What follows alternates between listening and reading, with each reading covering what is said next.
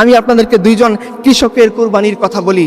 আজকে যারা কৃষক ভাইয়েরা আছেন, মনে করেন আপনার জন্য ক্ষুধার দিনের জন্য কিছু করার নেই, অসম্ভব। ইসলাম আপনাকে এমন জীবন ব্যবস্থা দিয়েছে, আপনি কুলি হন, আপনি মজুর হন, আপনি শিক্ষক হন, আপনি ছাত্র হন, আপনি যে অবস্থানে থাকেন, আপনি অবশ্যই রসুলের সিরাত খুললে আপনি দিনের জন্য কাজ করার স্পৃহা খুঁজে পাবেন। ওহাব মুজানি, হারিস মুজানি কিতাবের পাতায় স্পষ্ট করে লেখা আছে, দুইজন কৃষক ছিলেন, চাষা ছিলেন, উহুদের যুদ্ধে আসছেন, আসার পরে তারা গনিমত কুড়াচ্ছিলেন। হঠাৎ করে যুদ্ধের মোড় ঘুরে গেছে, রাসূলুল্লাহ সাল্লাল্লাহু আলাইহি ওয়াসাল্লামের উপর আক্রমণ আসতেছে। 9 জন সাহাবী আল্লাহ রাসূলকে প্রোটেক্ট করতেছেন, এক এক করে প্রায় 7 জনই শাহাদাতের পেয়ালা পান করে নিয়েছেন। এই অবস্থায় ওহাব মুজানি, হারিস মুজানি চাচা ভাতিজা দুজন আসছে। রাসূলুল্লাহ সাল্লাল্লাহু আলাইহি ওয়াসাল্লাম এই অবস্থা দেখে মালে গনিমত কুড়ানো ছেড়ে দিয়ে আল্লাহর রাসূলের কাছে গিয়ে বলছে, লাব্বাইক ইয়া রাসূলুল্লাহ, বলেন আমার উপর অর্ডার কি? রাসূলুল্লাহ সাল্লাল্লাহু আলাইহি ওয়াসাল্লাম বলতেছেন, এই যে ধেয়ে আসতেছে সেনাবাহিনী, খালেদ তার 1200 অধিক ফোর্স নিয়ে আক্রমণ করার জন্য আসতেছে, অনবরত তীর বৃষ্টি, পাথরের বৃষ্টি বর্ষিত হইতেছে, তোমাদের এখন দায়িত্ব হলো, জিম্মাদারি হলো তোমাদের রাসূলকে রক্ষা করা। এই হারিস মুজানি, ওহাব মুজানি কি করছেন? গরিব মানুষের সম্পদের প্রতি আকর্ষণ থাকাটা স্বাভাবিক ছিল। মালে গনিমত কাফেররা ফেলে চলে গেছে, তারা এটা কালেক্ট করতেছেন। একেবারে যে সময়ে দুনিয়া কামানোর সর্বোত্তম সুবর্ণ সুযোগ ছিল, কেউ তাদেরকে বাধা দিত না, কারণ সবাই ছিন্ন বিচ্ছিন্ন হয়ে আছে। এই মুহূর্তে সম্পদের লোভ ছেড়ে দিয়ে, দুনিয়ার লোভ ছেড়ে দিয়ে, মালে গনিমতের লোভ ছেড়ে দিয়ে এই দুই সাহাবী কৃষক, আপনাদের মতো হয়তো অত বেশি শিক্ষিতও না, কিন্তু তারা অবশ্যই ইমানের লাইনে আমাদের চেয়ে হাজারো কোটি গুণে এগিয়ে আছেন। এই মহান দুই কৃষক সাহাবী রাসূলুল্লাহ সাল্লাল্লাহু আলাইহি ওয়াসাল্লাম এই ঘোষণা শোনার পরে ময়দানের ভিতরে ঝাঁপিয়ে পড়লেন। কিতাবের পাতায় লেখা আছে, হারিস মুজানি ছোট্ট একটা অস্ত্র নিয়ে আসছে, যেটা কুফফারের মোকাবেলায় দাঁড়ানোর ক্ষমতা নেই। এই ছোট্ট অস্ত্র তিনি লড়াই করতে করতে শাহাদাতের পেয়ালা পান করে নিয়েছেন। তার পাশে দাঁড়িয়ে ছিল তার ভাতিজা ওহাব মুজানি। সে দেখতেছে, আরে আমার চাচা যদি আল্লাহ রসুলকে রক্ষা করতে গিয়ে নিজের জীবনে ভেবে বিলাই দিতে পারে, আমি কোন দুঃখে বেঁচে থাকবো? ওহাব মুজানির ভাতিজা হারিস মুজানি তার চাচাকে দেখতে দেখতে সেও আল্লাহ রসুলকে রক্ষা করতে, সেও আল্লাহর দিনকে রক্ষা করতে, সেও আল্লাহর জমিন, আল্লাহর খিলাফতকে টিকিয়ে রাখতে তার জীবন বিলিয়ে দিয়েছে নিজের সম্পদের মোহকে দূরে টেনে। যে আজকে আমরা স্লোগান দিই, আমরা অনেক কমফোর্ট জোনে আছি ভাই, অনেক কমফোর্ট জোনে, এসি আছে, লাইট আছে, কত সুন্দর জায়গার মধ্যে আমরা নাশিদ পড়ি, খুব স্টাইলিশ পাগড়ি গায়ে দেই, ভালোভাবে আসি, স্টেজ সাজানো থাকে, আলহামদুলিল্লাহ, এগুলো নিষেধ নাই। আমি আপনাদেরকে আরেকটা নাশিদের স্টেজের কাছে নিয়ে যাই, চলেন। যখন কাফের আক্রমণ করার জন্য আসছে আহজাবের যুদ্ধের মধ্যে মুনাফিকদের সবচেয়ে বড় জোট, আল্লাহ তাআলা এটাকে আহজাব বলছেন, সম্মিলিত জোট আক্রমণ করছে। প্রায় 10,000-এর বেশি কুফার আসতেছে মদিনার ইসলামী খিলাফতের নাম নিশানা মিটিয়ে দিতে। রাসূলুল্লাহ সাল্লাল্লাহু আলাইহি ওয়াসাল্লাম ইমিডিয়েট গোয়েন্দাদের কাছ থেকে তথ্য নিয়ে তাড়াতাড়ি সাহাবীদেরকে প্রস্তুত করছেন, পরীক্ষা খনন করছেন, এরপরে তারা আক্রমণ করার জন্য আসছে। অবস্থা দেখা গেল রাসূলুল্লাহ সাল্লাল্লাহু আলাইহি ওয়াসাল্লাম এবং তার সাহাবীরা যখন পরীক্ষা খনন করতেছেন, প্রচন্ড শীতের মৌসুম, তাদের গায়ে গরম কাপড় নেই, অনেকে ঠকঠক করে কাঁপতেছেন, তাদের খাওয়ার মতো ভালো খাবার নেই। আপনারা জানেন, ইতিহাসের কিতাব আপনারা পড়েছেন, শুকনো ঠনঠনে রুটি রাসূলুল্লাহ সাল্লাল্লাহু আলাইহি ওয়াসাল্লাম তার সাহাবীরা খাচ্ছেন। রুটি খাওয়ার জন্য তারা ঘি ম্যানেজ করতে পারেন নাই, রুটি খাওয়ার জন্য তারা ভালো ডাল ম্যানেজ করতে পারেন নাই, রুটি খাচ্ছেন দুর্গন্ধওয়ালা চর্বি দিয়ে। রাসূলুল্লাহ সাল্লাল্লাহু আলাইহি ওয়াসাল্লাম সাহাবী আবু তালহা রাদিয়াল্লাহু আনহু রাসূলুল্লাহর কাছে আসি বলতেছেন, ইয়া রাসূলুল্লাহ, আমার অবস্থা দেখেন, পরীক্ষা খনন করার দায়িত্ব পড়ছে প্রত্যেকটা টিমের উপরে 40 হাত করে, আমার টিমের অবস্থা এত জৈন্য আমরা আর পারতেছি না, ইয়া রাসূলুল্লাহ। তিনি তার পেট মোবারক তুলে দেখাইছেন, আল্লাহ রাসূলকে বলছেন, ইয়া রাসূলুল্লাহ, ক্ষুধার কষ্ট, শীতের যন্ত্রণা, এর মধ্যে ক্ষুধার কষ্ট নিবারণ করার জন্য পাথর পেটে বেঁধে রাখছি। রাসূলুল্লাহ সাল্লাল্লাহু আলাইহি সাল্লাম চলে যান। ইসলামী খিলাফতের প্রধান যিনি, একটু আগে রফিক ভাই আমাদের ইসলামী খিলাফতের কথা বলে গেছেন, চলে যান। আজকে আপনারা যে সিস্টেমের মধ্যে থাকেন, তারা কমফোর্ট জোনে 15 একর জমি নিয়ে থাকে, আর রাসূলুল্লাহ সাল্লাল্লাহু আলাইহি সাল্লাম ভাগ্যে 1 কাঠা জমিও জোটে নাই, ছোট ছোট 2-1টা খুপড়ি ঝুপড়ি ঘর বানিয়ে আম্মাজানকে দিয়েছেন। আপনি চলে যান মদিনা ইসলামী খিলাফতের প্রধান মুহাম্মদুর রাসূলুল্লাহ সাল্লাল্লাহু আলাইহি সাল্লামের কাছে, জান্নাতের দরজা যার জন্য বন্ধ করে রাখা হবে, সেই মহান মানবের কাছে চলে যান। তিনি আবু তালহাকে বলছেন, আবু তালহা, তুমি ক্ষুধার্ত, তোমার নবী খেয়ে আছে, ব্যাপারটা এরকম না। রাসূলুল্লাহ সাল্লাল্লাহু আলাইহি ওয়াসাল্লাম তার পেট মোবারক তুলে দেখাচ্ছেন, তার পেটে 2টা পাথর বাঁধা। এই অবস্থায় সাহাবা کرام কি বলতেছেন? সাহাবা کرام বলতেছে কি, নাহনুল্লাযী বায়াউ মুহাম্মাদা আলাল জিহাদ মা বাকিনা আবাদা। পৃথিবীর কুফফাররা শুনে রাখো, হে আবু সুফিয়ানের বাহিনী শুনে রাখো, তোমরা দুনিয়ার তাকত নিয়ে হাওয়াজিন গোত্রকে সাথে নিয়ে, নজদের গোত্রকে সাথে নিয়ে সমস্ত কুফফার জোট করে মদিনার ইসলামী খিলাফতকে ধ্বংস করার জন্য আসতেছো। আমাদের সামনে মাত্র 3000 বাহিনী আছে, আমাদের সাথে জীর্ণ শীর্ণ অবস্থায় আমরা আছি, রুটি খেতে পাচ্ছি না, ভালো স্যুপ নেই, স্যুপ খেতে পারতেছি না, ঘি নেই। মনে রেখো, আমরা এমন বাহিনী তৈরি হয়েছি যে যতক্ষণ আমাদের হায়াত থাকবে, যতক্ষণ আমাদের হৃদয়ের স্পন্দন থাকবে, ততক্ষণ আমরা মুহাম্মদের হাতে বায়াত করছি, আমরা আমাদের জিহাদ চালিয়ে যাব ইনশাআল্লাহ। আমি আপনাদেরকে দুজন কিশোরের কাহিনী শোনাই, আত্মত্যাগ। আমরা কিশোররা, আমাদের কিশোররা কি করে?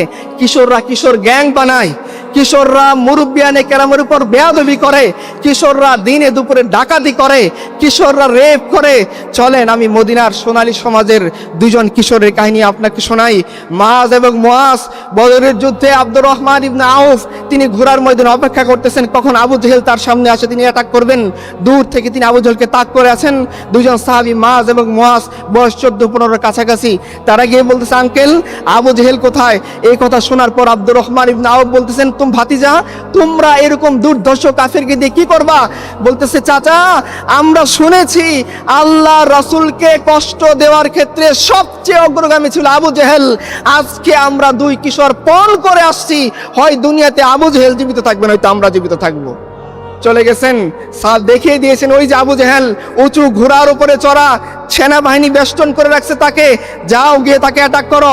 আব্দুর রহমান ইবনে আউফ বলতেছেন, যখন আমি তাদেরকে নিশানা দেখিয়ে দিলাম তাক করে, দুইটা বাচ্চা শিশু, যাদেরকে আপনারা কিশোর বলেন, নাবালেগ বলেন, এই দুইটা বাচ্চা শিশু আব্দুর রহমান ইবনে আউফ বলতেছেন, আমি দেখলাম বজ্রের ক্ষিপ্ত গতিতে বাজ পাখির মতো এরা আবু জেহেলের কাছে চলে গেল।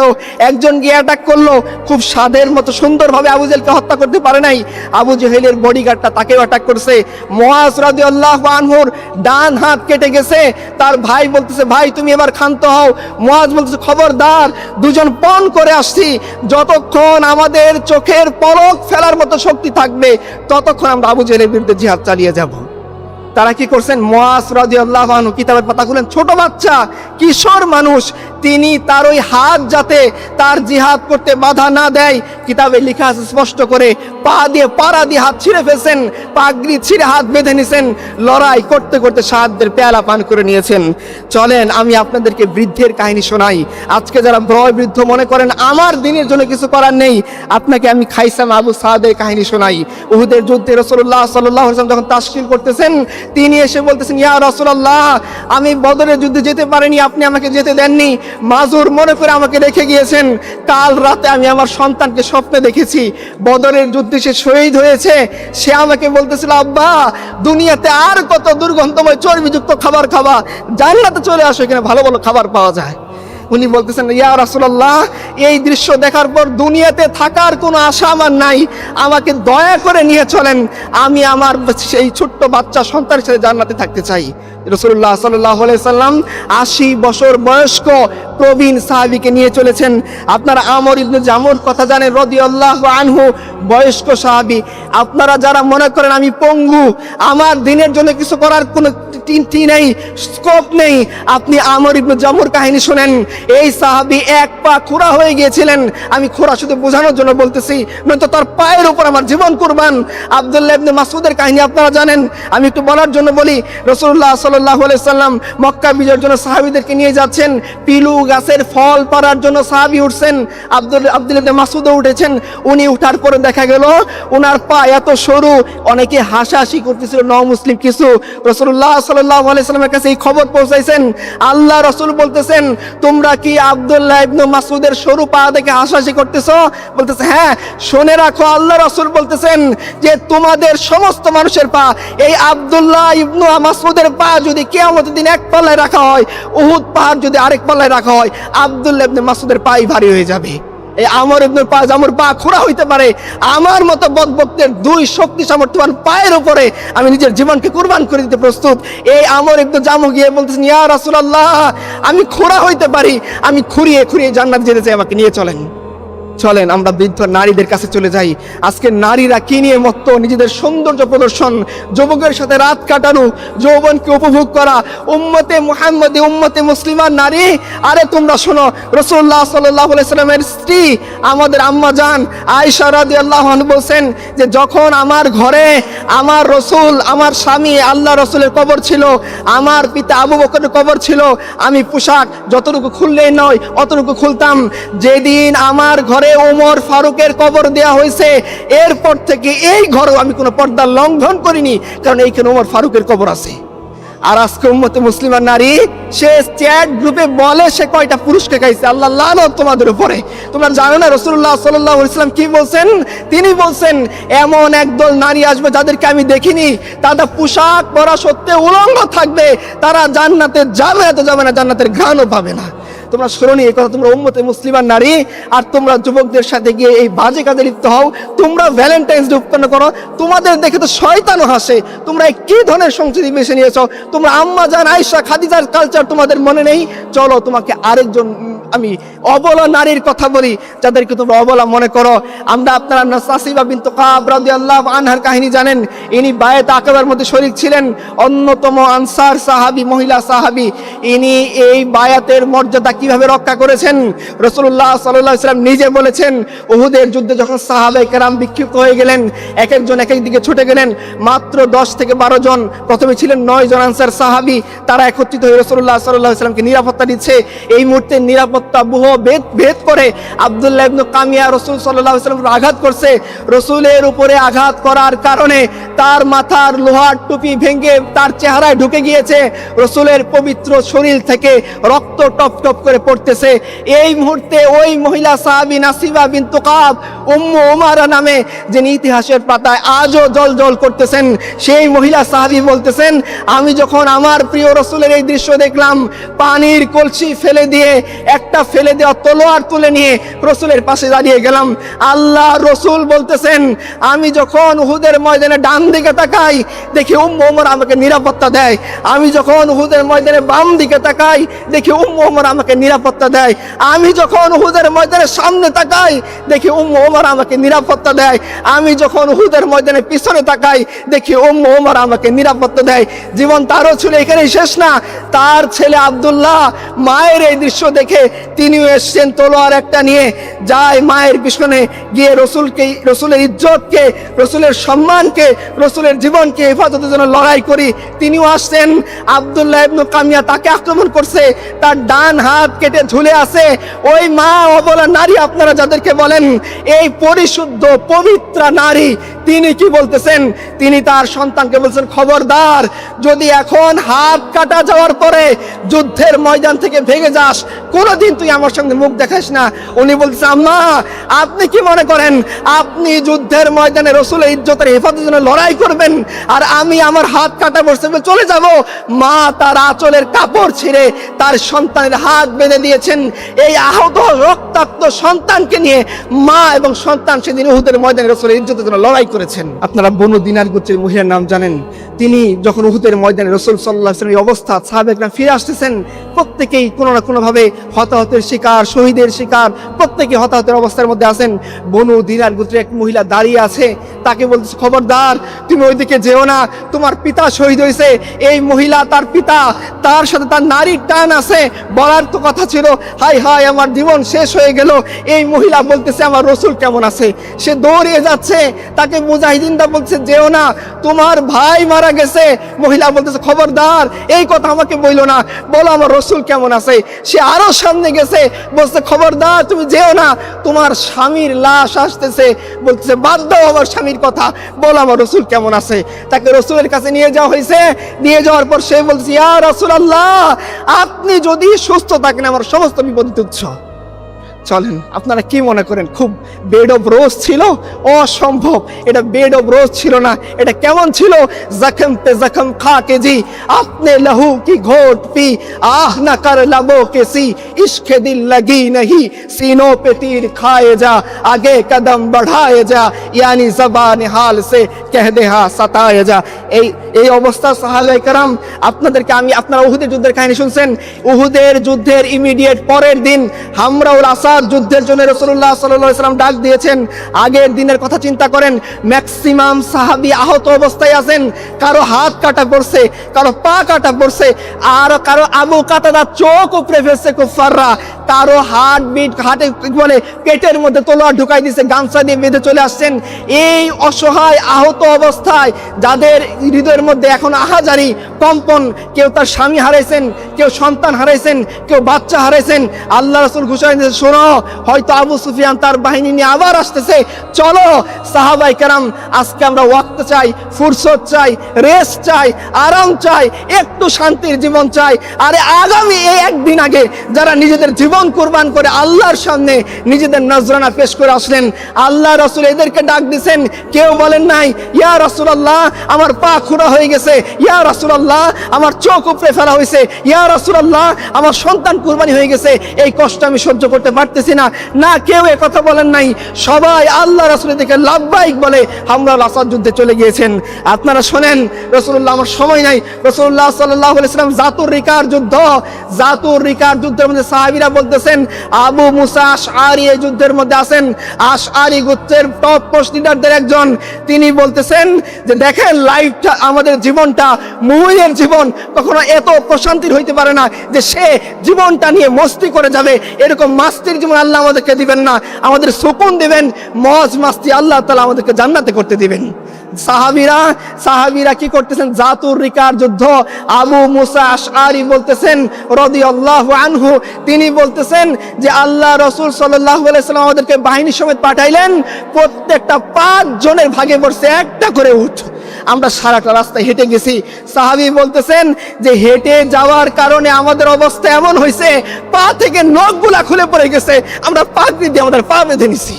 এই জন্য এই যুদ্ধ হলো পট্টিওয়ালাদের যুদ্ধ। সাহাবায়ে কেরাম এত কষ্ট করেছেন, গাছের পাতা বাকল খেয়েছেন। বিলাল বলেছেন আল্লাহ রসুল এবং আমার একটা মাস এমন ভাবে অতিবাহিত হয়েছে যখন বগলের নিচে লুকিয়ে রাখা সামান্য খাবার ছাড়া আল্লাহ রসুল এবং আমার খাওয়ার মতো কিচ্ছু ছিল না। আপনারা শিয়াবি আবু তালিবের কাহিনী পড়েছেন, বছরের পর বছর এই জেলের মধ্যে তাদেরকে বন্দি করে রাখছে। আপনাদের যাদের শিশু আছে তারা আমার কথাটা ভালো করে বুঝতে পারবেন। বাচ্চা যদি দুধ না পেয়ে কাঁদতে থাকে, কোনো বাবা মা সত্যি যদি তাকে জন্ম দেয়, সেই দৃশ্য কখনো সহ্য করতে পারে না। আল্লাহ রসুল এবং সাহাবীরা এই দৃশ্য বরদাস্ত করেছেন। কুফাররা তাদের সমস্ত খাবার সরবরাহ বন্ধ করে দিয়েছে, পানির লাইন কেটে দিয়েছে, তাদের সাথে বিয়ে শাদী সব বন্ধ করে তাদেরকে বয়কট করেছে। বাচ্চা সাহাবীদের কান্না তারা সহ্য করেছেন খোদার দিনের জন্যে, নিজেদের জীবনকে কুরবানি করেছেন খোদার দিনের জন্যে। তারা তাদের সন্তানের লাশ নিয়ে কেঁদেছেন খোদার দিনের জন্যে। আপনারা এলিট কয়েকজন সাহাবীর উদাহরণ নেন, যারা এলিট। আমি কসম করে বলতেছি, আপনি কখনোই মুসআব ইবনে উমারের চেয়ে বড় এলিট না। মুসআব ইবনে উমাইর আল্লাহর দিনের রাহে নিজের নজরানা এমন ভাবে পেশ করেছেন, এত বড় টপ মোস্ট ধনীর সন্তান হওয়া সত্ত্বেও উহুদের ময়দানে তিনি যখন আল্লাহর কাছে চলে যাচ্ছেন, সাহাবায়ে কেরাম বলতেছেন যে আমরা যখন তার লাশ দাফন করতে গেলাম, তার গায়ে যে চাদর ছিল সেই চাদর দিয়ে তার কাফন করা যাচ্ছিল না। আমরা মাথার দিকে টান দিলে পা খুলে যাচ্ছে, পার দিকে টান দিলে মাথা খুলে যাচ্ছে। রসুলের কাছে গিয়ে বললাম ইয়া রাসূলুল্লাহ কি করব? রসুল বললেন চাদর দিয়ে মাথা ঢেকে দাও, পায়ের দিকে ইস্কির ঘাস দিয়ে দাও। রসুল সাল্লাল্লাহু আলাইহি সাল্লাম যখন দেখলেন তার চাচা হামজা ইবনে আব্দুল মুত্তালিব রাদিয়াল্লাহু আনহু তার শরীর কাটা হয়েছে, তার নাক কাটা হয়েছে, তার কান কাটা হয়েছে, তার কলিজা বের করে কুফাররা চিবিয়ে ঝাল মিটাইছে, রসুল এই দৃশ্য আর সহ্য করতে পারেন নাই।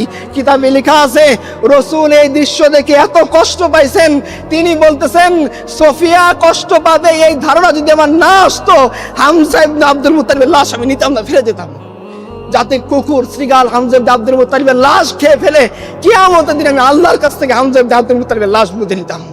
আপনারা কি মনে করেন? আব্দুল্লাহ ইবনে জাহাশ রাদিয়াল্লাহু আনহু উহুদের ময়দানে আসার আগে বলতেছেন হে আল্লাহ আমার একটা আরজি, কি বান্দা বলতেছে, আল্লাহ আমি যখন যুদ্ধের ময়দানে লড়াই করার জন্য নেমে যাব, কোনো দুর্বল কাফের যাতে আমাকে আক্রমণ করার জন্য না আসে, আমার মোকাবেলায় শক্তিশালী সামর্থ্যবান কুফার পাঠাবা। বলছে কেন বান্দা? বলছে আল্লাহ যখন সে আমাকে আক্রমণ করবে, আমিও আমার জীবন দিয়ে প্রাণপণে রাসূলুল্লাহ সাল্লাল্লাহু আলাইহি ওয়াসাল্লামের দ্বীন রক্ষার জন্য আমিও আক্রমণ চালিয়ে যাব। বলছে তারপরে কি? বলছে আল্লাহ আমার আরো আরজি আছে। কি বান্দা সে আরজি? বলতেছে আল্লাহ সে আমাকে আক্রমণ করতে করতে, আমি তাকে হামলা করতে করতে এক পর্যায়ে সে যেন আমাকে শহীদ করে দেয়। বলছে কেন বান্দা? বলছে আল্লাহ কিয়ামতে যখন তুমি জিজ্ঞাসা করবা, হে আব্দুল্লাহ ইবনে জাহাশ আমার জন্য তুই কি আনছস, তখন আমি বলবো আল্লাহ তোমার রাস্তায় আমার হাত এবং পা কাটা ঘুরছে। শেষ করে দেই, সাহাবায়ে কেরাম এগুলো দুনিয়ার জন্য করেছেন? দুনিয়ার জন্য করেননি। একজন অখ্যাত বেদুইনের কাহিনী আপনাদের শোনাই, শেষ কাহিনী। বেদুইন খাইবার যুদ্ধের পরে রাসূলুল্লাহ সাল্লাল্লাহু আলাইহি ওয়াসাল্লাম গনিমত বন্টন করতেছেন। সাহাবায়ে কেরাম এই বেদুইনকে ডেকে বলতেছেন, নাও এই রাসূল সাল্লাল্লাহু আলাইহি ওয়াসাল্লাম তোমাকে তোমার গনিমতের ভাগ দিয়েছেন। এই সাহাবী গিয়ে আল্লাহ রাসূলের কাছে বলছেন, ইয়া রাসূলুল্লাহ। বলছে কি? বলছে ইয়া রাসূলুল্লাহ আমি তো এই যুদ্ধ করার জন্য এই জন্য আসিনি যে আমি এর বিনিময়ে কিছু মাল সামানা পাবো, দুনিয়ার কর্তৃত্ব পাবো, ক্ষমতা পাবো, আমার 14 পুরুষ বসে খাবে, এই নিয়তে তো আমি আসিনি। বলছে কেন আসছো? বলছে শুধুমাত্র আপনি এবং আপনার দিনকে রক্ষা করার জন্য, আপনার ডাকে সাড়া দেওয়ার জন্য লাভবাহিক বলে আসছি, আমি আমার কোনো সম্পদের লোভে আসিনি। দেখা গেল এই সাহাবীর ব্যাপারে রাসূলুল্লাহ সাল্লাল্লাহু আলাইহি ওয়াসাল্লাম বললেন, ও আমার সাহাবী যদি তুমি তোমার দাবির ব্যাপারে সৎ হও, আল্লাহ তোমাকে সেই কাঙ্ক্ষিত মৃত্যু দান করে দিবেন। দেখা গেল সত্যি ওই সাহাবীর তীর নিক্ষেপ হলো, বুক পার করে বের হয়ে গেল। রাসূলুল্লাহ সাল্লাল্লাহু আলাইহি ওয়াসাল্লামের সামনে যখন এই সাহাবীকে আনা হলো, আল্লাহ রাসূল বললেন আমার এই সাহাবী কামিয়াব হয়ে গেছে। রাসূলুল্লাহ সাল্লাল্লাহু আলাইহি ওয়াসাল্লাম নিজের চাদর মুবারক দান করলেন, নিজে জানাজা পড়ালেন, নিজে কবরে নামলেন। কবরে নেমে দাফন করার পর আল্লাহর কাছে হাত তুলে বললেন, আল্লাহ আমি এর প্রতি সন্তুষ্ট, তুমি এর প্রতি সন্তুষ্ট হয়ে যাও। কিসের জন্য তারা লড়াই করছেন? দুনিয়ার জন্যে, ক্ষমতার জন্যে? না, দুনিয়া ক্ষমতা কর্তৃত্ব আমাদের কিছুই দরকার নেই, কারণ আমাদের আইডিওলজি অনুসারে আমাদের কর্তা একমাত্র আল্লাহ সুবহানাহু ওয়া তাআলা। আমাদের আইডিওলজি অনুসারে মুহাম্মদুর রাসূলুল্লাহ আল্লাহর রাসূল, তার আরো একটা পরিচয় তিনি আল্লাহর দাস। আমিও আল্লাহর দাস, আমার খলিফাও আল্লাহর দাস, আমার মন্ত্রীও আল্লাহর দাস। আমি যে কোনো সময় তাকে জবাবদিহিতার কাঠগড়ায় দাঁড় করাইতে পারি। আর আজকে আমাদের কি আইন করে দিছে, তুমি এইটা করতে পারবা না, ওইটা করতে পারবা না, এরকম ইসলামে নাই। আপনি যে কোনো যৌক্তিক সমালোচনা ইসলামে করতে, কিসের জন্য সাহাবায়ে কেরাম লড়াই করছেন? টাকার জন্যে, মালের জন্যে, গনিমতের জন্যে, ক্ষমতার জন্যে? না, এ গাজী এ তেরা পুরস্রার বান্দে जिन्हें तूने बख्शा है ज़ौक़े खुदाई, दोने में इनके ठोकर से सहरा व दरिया, सिमट कर पहाड़ इनके हाइबत से राई, दो आलम से करती है बेगाना दिल को अजब चीज़ है लज्जत आशनाई, शहादत है मतलूब व मकसूद मोमिन, न माले गनीमत न किश्वार कुशाई। আল্লাহ তাআলা আমাদেরকে সাহাবায়ে কেরামের জীবন থেকে দ্বীনের জন্য কুরবানি করার, আত্মত্যাগ করার এবং এই জমিনে দ্বীন না কায়েম হওয়া পর্যন্ত আমাদের মেহনত চালিয়ে যাওয়ার তৌফিক দান করুন। ওয়া আখিরু দাওয়ানা আলহামদুলিল্লাহি রাব্বিল আলামিন। ওয়াসসালামু আলাইকুম ওয়া রাহমাতুল্লাহ।